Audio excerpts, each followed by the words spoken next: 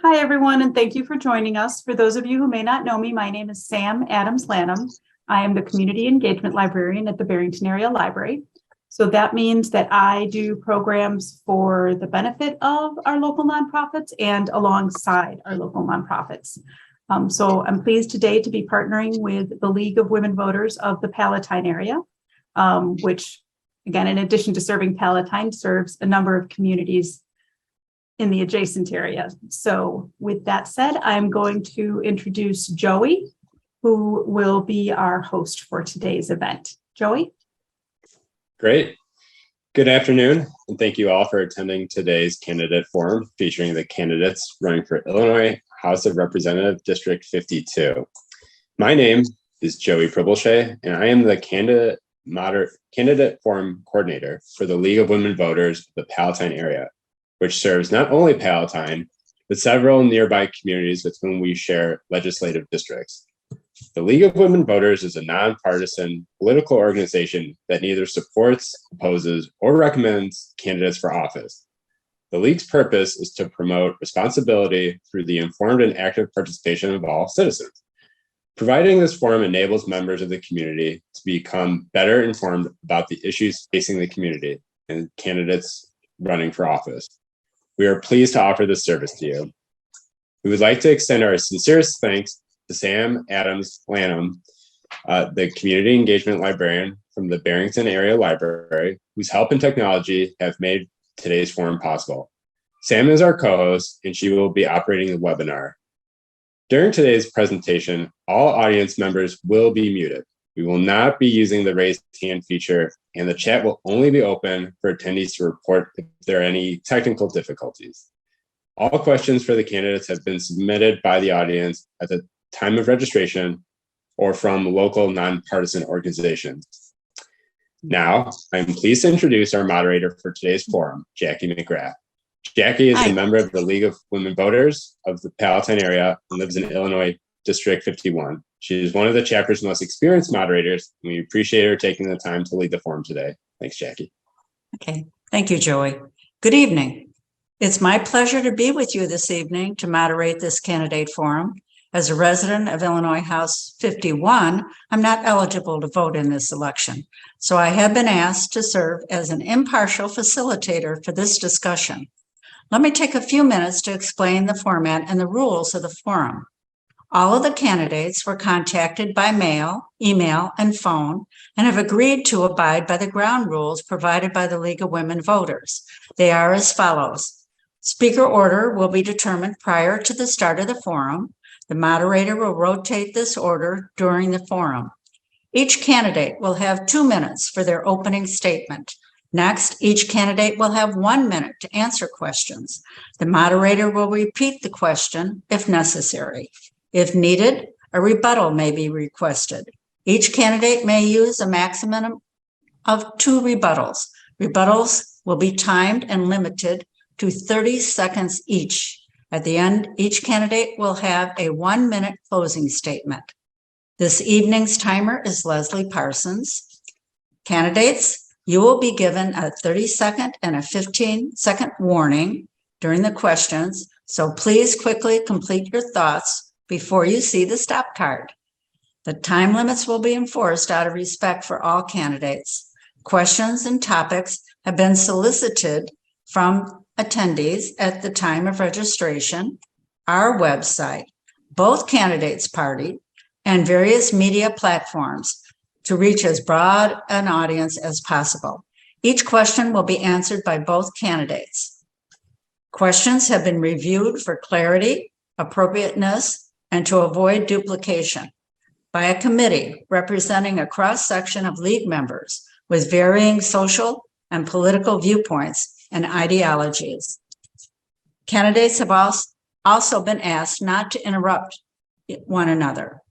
Today's forum will be taped for League of Women Voters use in educating the public. A video of this forum will be available early next week on the League of Women Voters of the Palatine Area website and the Barrington Area Library YouTube channel. The candidates have agreed to this. No campaign signs, buttons, or partisan materials may be visible on screen.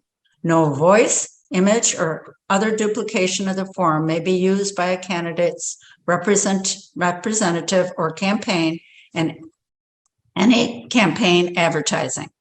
The League of Women Voters claims copyright or ownership of all recordings or transcripts produced from this event and reserves the right to publicize the forum. Today, we will hear from candidates hoping to represent Illinois House District 52.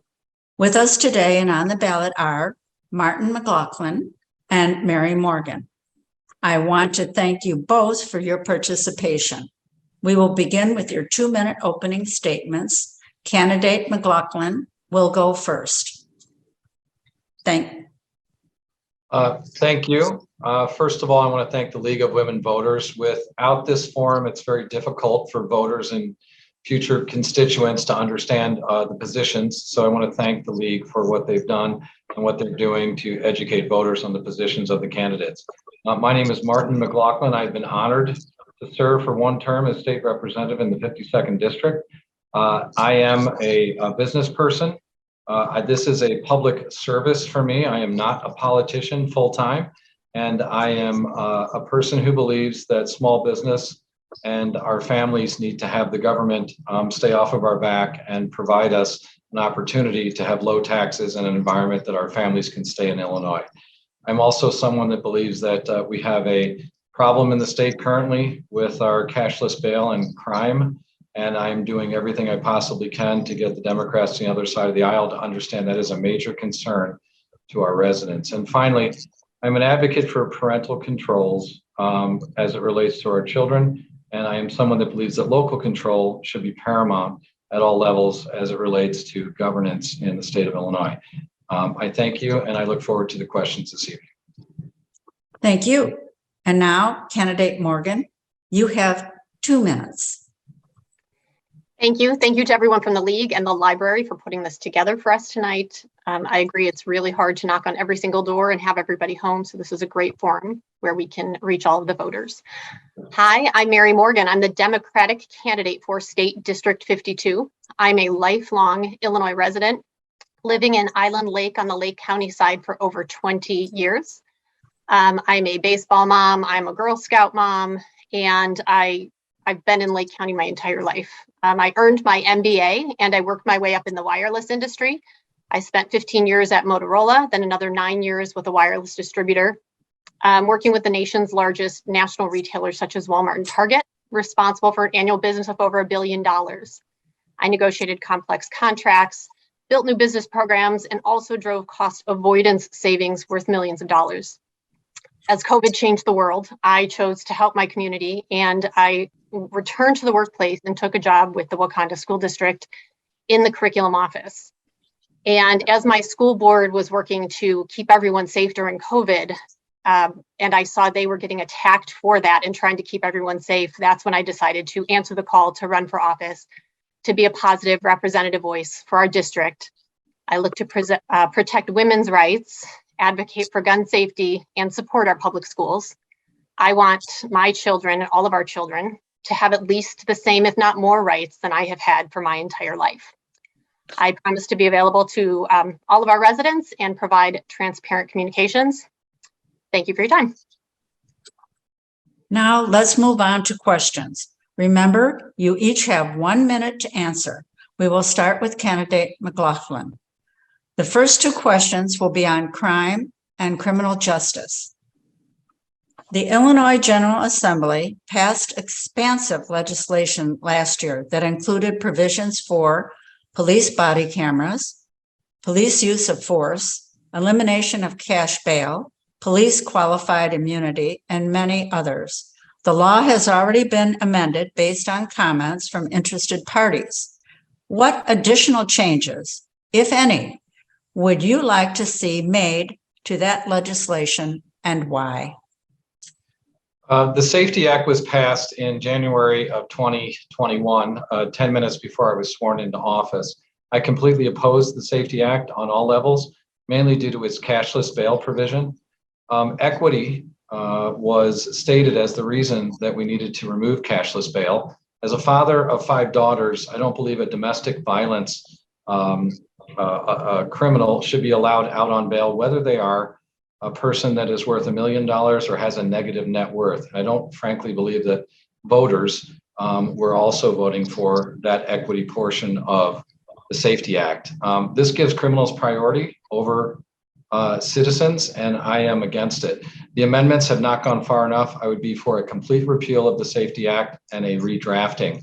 I have signed on to 4 bills recently to remove that aspect, and I certainly hope that the voters will put me back into this position so that I can follow through on that and eliminate cashless bail, which puts all of our families at risk. Thank you. Candidate Morgan. Yes, I think a really important part of that is the justice side of things. And the reason that this law was passed is because there was a large number of people that could commit heinous crimes. And if they had the money, they could get out of jail. And if there was, they could bond out. There was people that didn't have the money that were stuck in jail, or for smaller offenses that could not get out of jail. So it's very much a case of the rich versus the poor. What Illinois did is very much following what's happening on the federal level. And in the discussions that I've had with the attorney generals that I've spoken with, the judges can make the decision to hold violent offenders, and they can't bond out. And additionally, it allows the attorney generals to focus on the serious crime versus petty offenses. This way they can focus on what really matters to keep us safe. Okay. The next question will go to candidate Morgan first. What 2 or 3 measures would you support or have you supported in the past that would help Illinois make progress toward reducing violence in our communities? Why do you believe those measures would work? Candidate Morgan? I think there's a lot of important things being done where we look at the future that people have. Right now, I think a lot of crime happens because people aren't seeing a path, right? There might be 20-year-old people who have maybe graduated high school, they don't have a job. They're not sure what's next. So a lot of the sort of programs that can train people, get them into a career, that can give them after school activities, keep them busy, and again, show them that path of how to be helpful in their community. I think that's the thing we need. If we can get ahead of anybody causing crime and give them a path on how to help their community, how to help themselves, I think that's going to result in less crime. Candidate McLaughlin? Yeah, I think it's pretty simple. We need to actually start applying the rules that are on the books and the laws that are on the books. We need to start making crime illegal again, which means state's attorneys need to, when they have someone, to keep them in jail. Our police officers are already burdened by having people released within 24 hours of being arrested. As a former mayor and a former head of a police department, I follow the experts in this field, and 100 out of 102 state's attorneys believe that the Safety Act is a problem. And so I don't think you have to look too far down the field to realize that the soft take on crime by the Democrats in the House is going to put families, businesses at risk. So I am an advocate for whether the person is of means or no means for both to stay in jail so that they cannot reoffend. Okay. The next set of questions relate to the economy and fiscal policy. And we'll start with candidate McLaughlin. Do you agree with the Illinois 2023 budget priorities? Please explain. The 2023 budget is based upon a $6 to $7 billion federal bailout. We are going to have a significant problem in Illinois when the federal government ARPA funds are no longer available in our next budget. I am an advocate for fiscal responsibility. While mayor in Barrington Hills, I actually reduced the tax levy 7 times in a row, down 25%. As a fiscal hawk, I am disgusted that the state has taken the $4.5 billion in increased inflation receipts and the $6 to $7 billion in ARPA funds and has not made a plan for how we're going to handle that in the next budget cycle. The only answer from Democrats is tax the residents more, tax the public more, and that is what's coming. So I'm an advocate for fiscal responsibility. I've shown that my entire political career and business career. I hope the Democrats get on board with that soon. Thank you. Candidate Morgan. Sure. Before the federal funds came, our comptroller refinanced and restructured our loans to work on paying down our debt. And then, of course, as we got those federal funds, she did use more of that to put towards paying down our loan. In the prior administration, we hadn't been paying our bills. We were over a year behind on some of our bills, and that cycle's been brought down dramatically. You've all heard of the multiple credit upgrades, and our cash conversion is much, much quicker. Bills are getting paid on time, so we're not paying interest. We're not wasting money paying interest because we weren't paying our bills. So yes, we have to get better. We have to pay down our pension backlogs, but we're doing better. And we're going to keep doing better as we keep paying our bills and paying for what we need to pay for. I haven't heard any of the talk about all the raising taxes. So, a little difference of opinion there. I'd like a rebuttal if I could, Jackie. Okay. Yeah, the Democrats tried to do a tax increase on the progressive tax last cycle, which was voted against by over 58.5% of Illinoisans.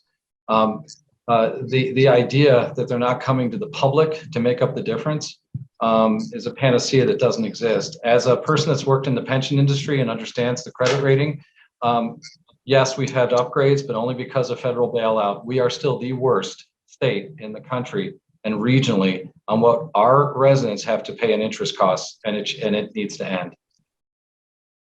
Okay, thank you. Okay. Now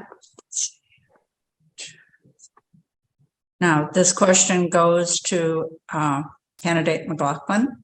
What actions should the state take to help reduce the burden of local real estate taxes? Local real estate taxes are made up primarily of our local municipal authorities, the school districts. The school districts in our region, although some of the best in the state, are hitting our property tax owners at almost 3% of assessed value. That number is 3 times what it is in Cook County in the city of Chicago. I would like to see a more equitable distribution out of Cook County and into the suburbs so that our property taxpayers are not carrying the burden for underperforming Chicago property taxpayers.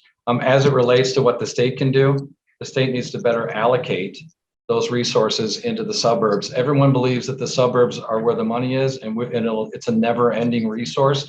That's not true based upon the number of people that have been leaving our state. I believe my opponent and I can probably name 15 or 20 friends of ours that have left the state based on property taxes alone. So we need to change that as soon as possible. Candidate Morgan. This might be a similar answer, but I do agree that we do need to take more of the taxes that are brought in by the state and spread it into the suburbs. The largest part of our district is Lake County, and we're only getting 6% back of the state dollars. It used to be more, and I would like to see more come back up to our counties. Subsidizing more of the state is not helping all of us, and I would agree there's a very high tax burden in our counties, in the highest in the state. So I do want more of those state dollars brought back to our area. Okay, candidate Morgan. With inflation spiking over the summer in both the U.S. and abroad, what legislative measures, if any, would you propose to lessen the burden for Illinois families? It is difficult across the board, right? Thinking of the federal legislative efforts, how they can help us. There is things that it would be helpful if we could do more green energy, things where we can reduce some of our higher costs elsewhere, right? If we had more green energy and more people with solar panels on their house, or any wind energy, in our state, more in our state, to have less reliance on fossil fuels, bring those taxes down, and then how that could pass through if we have more green vehicles. Could transportation costs be reduced? That could ultimately get, all of the products that we buy, bring those costs down. Okay, thank you. Candidate McLaughlin. I believe that energy independence is a laudable goal, and we are blessed in the United States with more energy than anywhere else in the world. However, we've made federal decisions to accelerate a move towards green energy beyond what the market capacity can handle. That's evident by $5, $6, and $7 a gallon gas in California and Illinois. I believe clean green energy is something that we all want, but in the accelerated market schedule, it is cleaning all the green out of middle-class families' wallets in Illinois. That's very evident by the pain that people are feeling and not having money for medical services and education. When energy makes up 3% of your total take-home pay, that's manageable. When it makes up 6 or 7 or 8%, it's not manageable. So I'd like to see a better, broader program as it relates to energy and the costs involved that will take into account the percentage of income that's taken out of middle-class families' wallets. The next question is about education. Do you believe it is the state's role to mandate requirements and standards for elementary and high school education? Please explain your position, and we'll start with candidate McLaughlin. I believe the state plays a role since they fund a portion of our education at the local level. But I also believe that policies coming out of New York and Washington, D.C. from think tanks that are pushed through Springfield have no place in our local communities. Policies that relate to materials which are inappropriate and age inappropriate for younger children. I believe that why do we have elections at the local level if the authority is taken away from local school boards and given to a state or a federal agency, particularly those that have agendas that are not within what school districts and the parents want. I believe that my child's rights don't end at the door of the school when I drop her off, but it's where they only begin. And I am a huge advocate for local control and setting up standards that are more age appropriate for our children. And I will be outspoken on it now and later, and if I'm not in office, because I believe it is the #1 issue in our region. Okay. Candidate Morgan. You know, I work in a curriculum office, and this question is very close to my heart. And I have seen people spreading scary mistruths about what is in curriculum, and the reality is it's not there. These trained professionals that have worked in education for their lifetime, they are the experts. They understand what they're talking about. The curriculum is there for anyone to see. You know, I heard this screaming throughout the year, people saying there's curriculum and it's bad. And we say, great, come on in and see it. And we had 2 people come in for the entire year and they sat and looked at books and there was nothing there to see. There's a lot of people saying these parental controls. I completely support every parent has the right to limit what their child looks at, but a parent does not have the right to limit what my child looks at. I want to leave that to the experts in the school district. And yes, they need to learn the facts. They need to learn true history. And I do not want to take that away. It might make someone uncomfortable to learn about history, but it's really important to not repeat it. The next question is on the environment. Last year, the Illinois General Assembly passed legislation that created investment and incentives for converting to electric and nuclear energy sources, and a process for prioritizing employment of typically underrepresented populations and helping to build the infrastructure to support the conversion, which you may know as CEJA, or the Climate and Equitable Jobs Act. Do you think the bill is good for Illinois? Who will be the winners and losers of implementing the bill? And candidate Morgan. I do think it's a good bill. I think it's a step in the right direction. As I've said previously, we all want a greener future. There's so much we want. We have to start somewhere. We can't wait until there's a perfect solution. But the idea of making our state greener is very important. The idea of putting these jobs in locations that have had less access to jobs, that have been underserved, have not been, had opportunities. It's very important that we can move forward now. So I do think it's a good law. And I think as most laws, legislations do change and improve, but I think it's doing good things for our state. Will do good things for our state. Candidate McLaughlin. I signed on to the energy bill primarily because our state legislature, the Democrats waited to within 48 hours of not being able to purchase nuclear fuel rods for our 2 nuclear facilities in Dresden and Byron. That was a complete ridiculous event.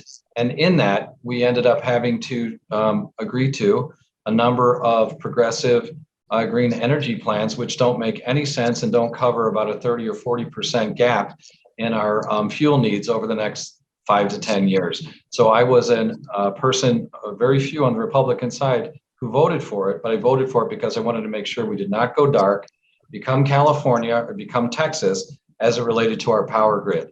As it relates to green energy, again, laudable goal, something that the market should determine, not something we should force down the throats of Illinoisans, making them pay far more now than they need to. Low-cost energy is a benefit to all, and it drives business to Illinois. High-cost energy drives business to Iowa, Wisconsin, and Indiana. The next topic is related to healthcare. The recent Dobbs decision by the Supreme Court determined that the U.S. Constitution offers no right to have an abortion, leaving the states with the authority to legislate women's reproductive health. What legislation, if any, would you recommend in Illinois? And we'll start with candidate McLaughlin. So I'm a believer in the separation of powers between the federal and the state constitution. I believe Alexander Hamilton had it right years ago when he stated that the federal constitution is limited and states are unlimited in its enumeration of what can and cannot be done. The Dobbs decision changes absolutely nothing in the state laws in Illinois. Absolutely nothing. Illinois still has the most extreme pro-abortion laws in the country, which allows termination up to a minute before a child is born, and worse, doesn't allow someone like myself that has 5 daughters to be made aware of if, while a minor, they are getting an abortive procedure. This actually allows for those that are in sex trafficking or are under significant distress not to have their parents made aware. I believe this is completely wrong. And again, the Dobbs decision changes nothing in Illinois under its current structure. Candidate Morgan. Jackie, could you read the question again, please? Certainly. Thank you. The recent Dobbs decision by the Supreme Court determined that the U.S. Constitution offers no right to have an abortion, leaving the states with the authority to legislate women's reproductive health. What legislation, if any, would you recommend in Illinois? Thank you. The first thing I would like to see when session comes in again is that we put the right to women's health care and the right to choose an abortion into our Constitution. I do understand that it is separate federal, and we're saying let's let the states make the decisions. So that's why I would like to make sure that that decision in Illinois can never change. A woman should have every say in what happens to her body. It's not up to her parents what happens to a woman's body, and it shouldn't be up to anyone else. I do not want my child to have less rights than I have today. And with the decision that came out of Dobbs, it's just opening the door. We've already heard that federally our Republicans want to take away the next rights. We don't want you to have the right to an abortion, or we don't want you to have the right to birth control, which that could cause more abortions. But anyway, and the right to choice, we don't want you to have the right to love who you love. It's just opening a door, and I want that door closed. We need to have the rights to our body. Now, from its impact on our prison systems to its implication for large-scale violence in our communities, mental health care has been in the news frequently in recent years. Do you believe that state government can positively affect community mental health through programs and investment? And if so, what programs do you believe would be most effective? Candidate Morgan. I do think mental health care is very important and can help reduce crime. I know in Lake County, they've made a lot of efforts to, instead of just calling out police when there's an issue, to have a person who is trained in mental health issues with that police officer, so they can de-escalate situations. And instead of someone getting hurt, someone gets the care that they need. They're not put in a jail cell. They might be put into an institution for observation or someplace that they can get mental health care that they need. Those programs that they're doing in Lake County are very important, and they're very helpful to diffuse the situation and something that might become a crime or an accident, instead get the person mental health care that they need. Candidate McLaughlin.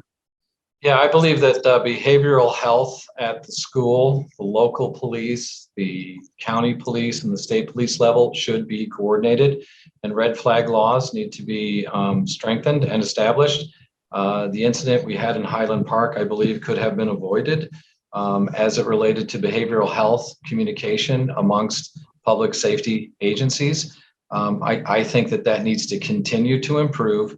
And for those that believe that behavioral health or mental health issues should be restricted in certain areas as it relates to guns and or gun acquisition. I completely agree with that 100%. I think we need to do a much better job in intergovernmental public safety agency communication as it relates to individuals that can put our families and businesses at risk. The next topic is related to elections and politics. So, do you feel the state has an issue with either voter fraud or voter access? Explain, and we'll start with candidate McLaughlin. This is Illinois, and the joke started in the 60s about dead people voting for Kennedy against Nixon. So tongue in cheek, unfortunately, the county clerks handle all of our voting records. I personally have had a number of daughters leave the state and have received mail-in ballots for those daughters out of McHenry County. That alone has shown me that our voter rolls need to be cleaned up significantly. The public needs to have confidence that when they vote, that the vote is accurate and that the votes will be tallied appropriately. So I believe that the county clerks need to receive all the support they possibly can to clean up and make the voter rolls as accurate as possible so that we have the highest confidence level so that when people do vote, that they absolutely, without question, know that the results are fair and we can go forward from there. Thank you. Candidate Morgan. I do not believe there has been any instances of voter fraud that have been shown or proven in the state of Illinois. I do believe that federally, candidates who weren't happy that they lost an election didn't want to admit that they lost an election, so they cried fraud. All the fraud that was investigated, all of the lawsuits that came about showed that there was no fraud. There are instances, I think, where there are county clerks that do need to do a better job. And that's why there's people running against them in most cases to replace them, because there has been issues. They've sent out wrong information, voter information, that sort of thing. But generally, I would say in the state of Illinois, I think that there's good access to voting, and I think they're free and fair elections. What is your opinion of the state legislative redistricting process? And if elected, what, if anything, would you do to change the process for the next redistricting cycle? And we'll start with candidate Morgan.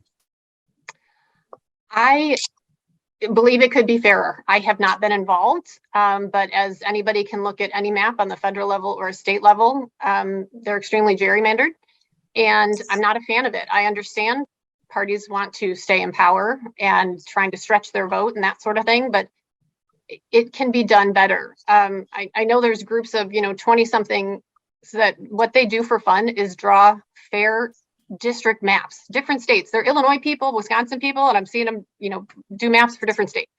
It can be done. It takes work, but it can be done, and it can be equitable and not cut out any ethnic groups, keep the numbers sane. It takes time. And yes, it takes people admitting that it could sway a bit of power one way or another, but it can be done. And I think we need to work a little bit harder to make sure it's equitable and truly representative of the people in the state. Candidate McLaughlin. I was present when these maps were drawn, and I heard a number of groups, Muslim groups, Latino groups, talking about how they wanted to be better represented, and spent 2 years working with the legislature, which is primarily a Democrat majority legislature. And the maps came out and ignored all of their requests. It looked like something that Salvador Dali or Pablo Picasso would be proud of. I still don't know to this day who my congressional candidate is, based upon the octopus arms that come out of Cook County and go all the way out to the Fox River.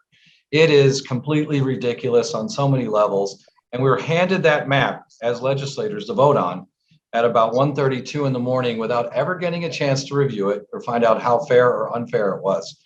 We need to have a period of time to review all legislation prior to voting. So yeah, this was a complete abuse of power, and Governor Pritzker is guilty, and the Democrats were. They did exactly what they wanted. They drew the maps to favor themselves and to not allow voters to choose their representation. On which of your priorities would you be willing to make compromises in order to find common ground and gain support for bipartisan legislation? And we'll start with candidate McLaughlin.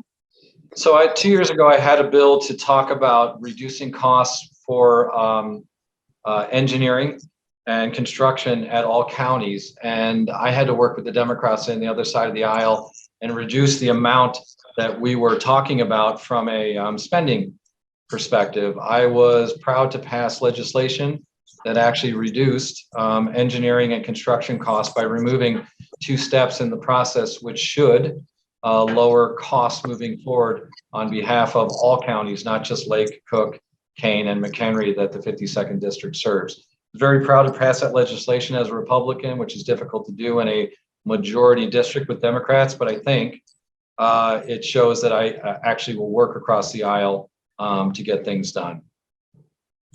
Candidate Morgan. I think the issue that I would like to most work across the aisle is related to gun safety.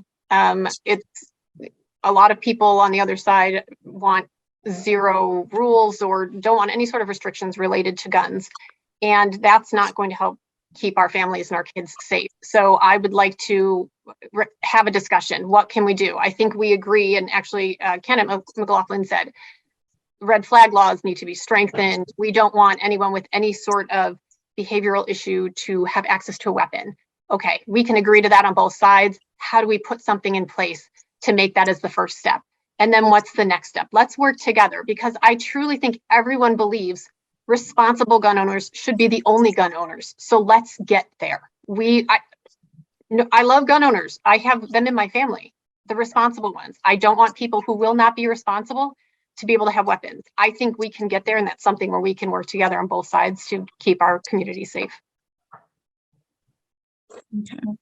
The next couple of questions are not under any specific topic, but they were things that some of our attendees and some of the other resources that we use to get our questions through our committee expressed an interest in. So the first one is, what ideas do you have for lowering the cost or improving the quality of college education in Illinois compared to that in neighboring states? And we'll start with candidate Morgan.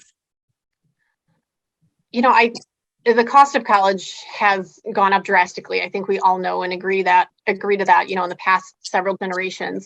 There are affordable college options that are out there, and it's not just 2-year schools or community colleges. There are affordable 4-year options that I think people need a little bit more education, or could help to get a bit more education to explain to them, if you stay in state, if you go to a public school, if you have some credits that you can bring with you, kind of options on how you can bring those costs down. If there was a way to, you know, make the state schools a bit more equitable and keep the pricing in line, there's, you know, it's almost double to go to the Champaign campus versus the Springfield campus at U of I, for example. That could be made a little bit more equitable, but that is a bigger discussion. Candidate McLaughlin. I feel this is an unfair question, as I just sent 5 adult daughters through university and did it at great expense. However, I might be a semi-expert in this. The state of Illinois, unfortunately, is not competitive with University of Kentucky, Iowa, University of Indiana University. We are not competitive because we have built an infrastructure at our state universities that pay administrators in 6 figures at levels that dwarf any of the surrounding region. We have more $100,000 employee administrators in the Illinois State University system than most of our combined states that surround Illinois.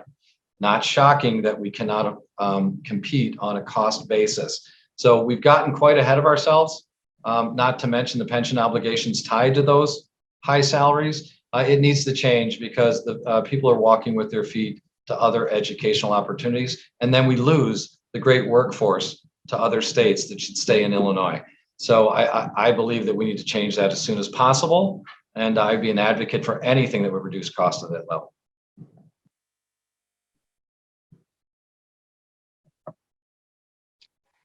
Did we just lose We, our moderator? yes, we seem to have, I'm not sure what happened with that.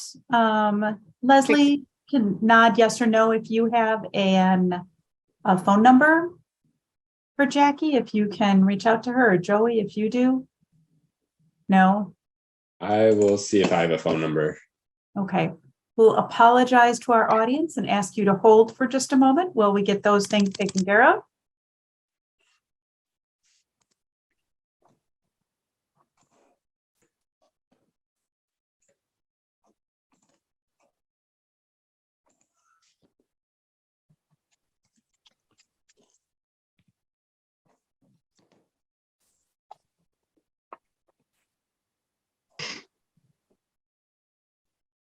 And normally at this time, I would be like doing a Vanna thing and vamping, but I don't want to say anything that would not be league approved. So we'll just kind of chit chat here. We can hear you, but we can't see you. So yes, I can. Yeah, Yeah. you're not on the screen anymore. Jackie might be calling me. Hold on a moment.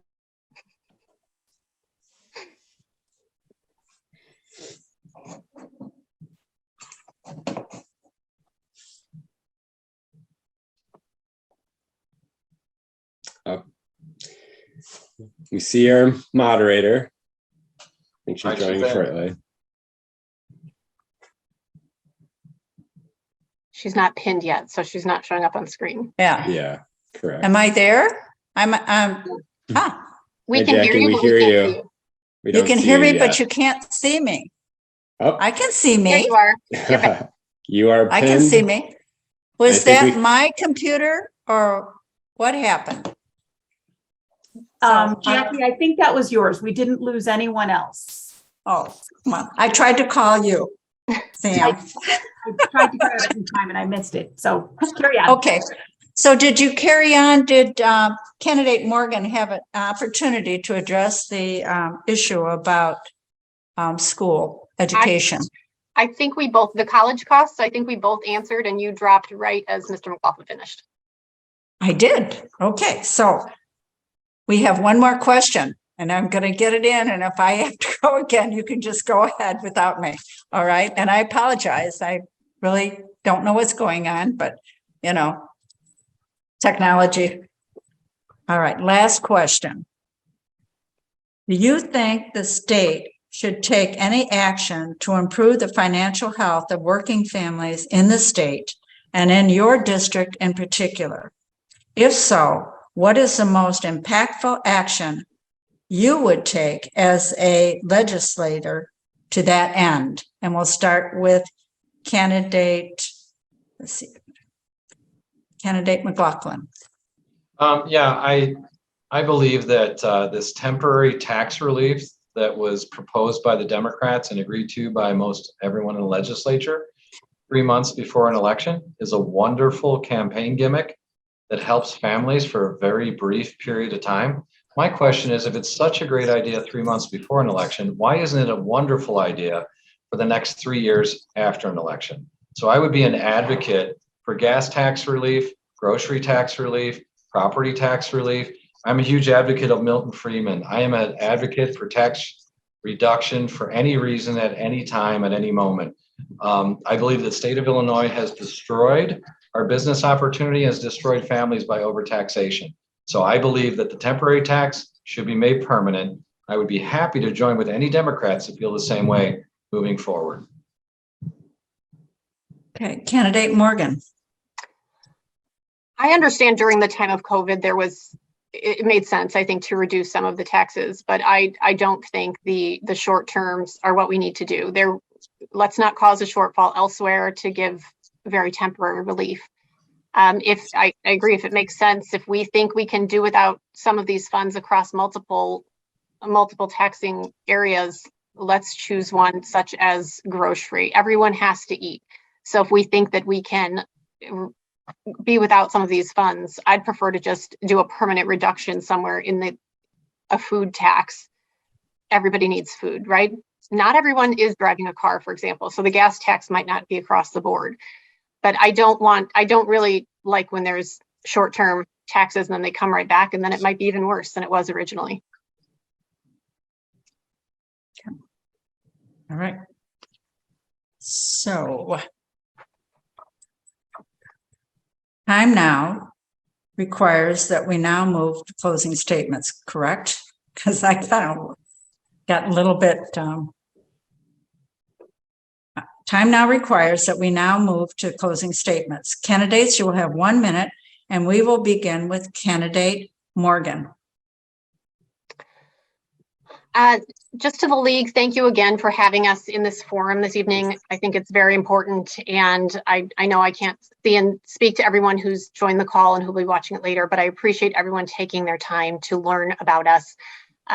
Candidates try to knock on doors and meet as many people as we can and find out what their issues, what's important to them, but it's impossible to get to every door. So I appreciate that we are able to be here tonight and talk about our issues.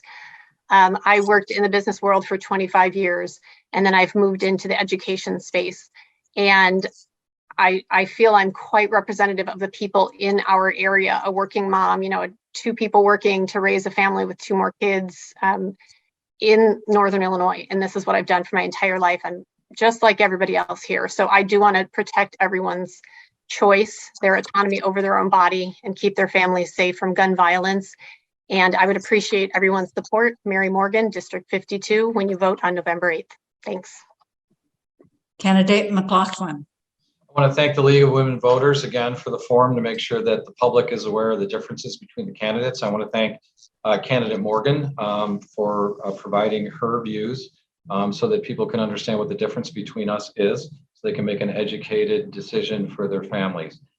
As the current state representative and as a candidate, I want to thank those that have placed their trust in me, the thousands of people that I have served over the last 2 years, and I certainly hope I've earned their trust to continue to serve them moving forward. Whether you be an independent, issue-oriented person, whether you be a Democrat, a Republican, a Libertarian, or Green Party, I certainly hope that something that I mentioned tonight represents your perspective so that I can best represent all of the residents of the 52nd District.